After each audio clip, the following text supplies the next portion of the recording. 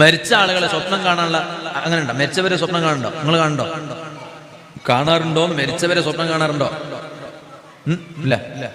ഇവരൊക്കെ ഇങ്ങനെ ആലോചിക്കുക, ഈ മൊയില് എന്താ പറയണേ? ഞാൻ സത്യം ചോദിക്കാണ്, മരിച്ച ഉപ്പാനെ ഉമ്മാനൊക്കെ നിങ്ങൾ സ്വപ്നം കാണാറുണ്ടോ?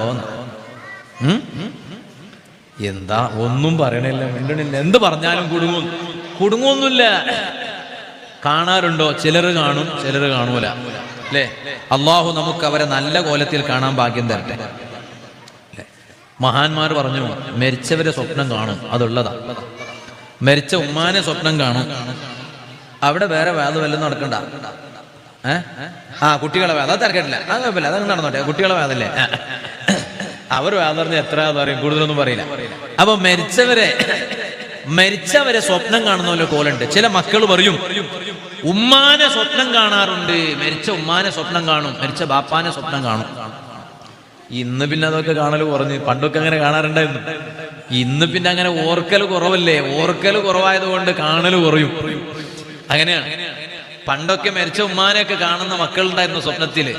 മഹാന്മാർ പറഞ്ഞു, 2 കോലത്തിലായിരിക്കും മരിച്ചവരെ സ്വപ്നം കാണാം. ഇന്നിപ്പോ മരിച്ചവരെ സ്വപ്നം കണ്ടാൽ നമ്മളെന്താ വേഗം ചോദിക്കുക? സ്വപ്നത്തിന്റെ വ്യാഖ്യാനം ചോദിക്കാൻ പോവാണ്. അതായത് മരിച്ച ആള് സ്വപ്നം കണ്ട എനിക്ക് ദീർഘായുസ് ഉണ്ടാവുക, അല്ലെ ഞാൻ വേഗം മരിക്കുക എന്നതിലേക്കുള്ള സൂചനയാണോ എന്ന് കരുതിയിട്ട് സ്വപ്നത്തിന്റെ വ്യാഖ്യാനം ചോദിക്കാൻ പോവാണ്. എന്നാൽ മഹാന്മാർ പറഞ്ഞു, റുഇയത്തുൽ മൗത്ത എന്ന് പറയുന്ന ഒരു അധ്യായം തന്നെ ഉണ്ട്. മരിച്ചവരെ സ്വപ്നം കാണാം. ഫീ ഖൈറിൻ ഔ ശർറിൻ, രണ്ടാമൊരു കോലത്തിലായിരിക്കും സ്വപ്നം കാണാം. മരിച്ച ഉമ്മാനെ സ്വപ്നം കാണും, ബാപ്പാനെ സ്വപ്നം കാണും. ചിലപ്പോ നല്ല കോലത്തിലായിരിക്കും സ്വപ്നം കാണാം, മരിച്ച ഉമ്മാനെയും ബാപ്പാനെയും നല്ല കോലത്തിൽ. എന്നാൽ അതിന്റെ അർത്ഥം അവർ പരലോകത്ത് ബർസഖിയായ ലോകത്ത് നല്ല സന്തോഷത്തിലായിരിക്കുമെന്നാണ് അതിന്റെ അർത്ഥം.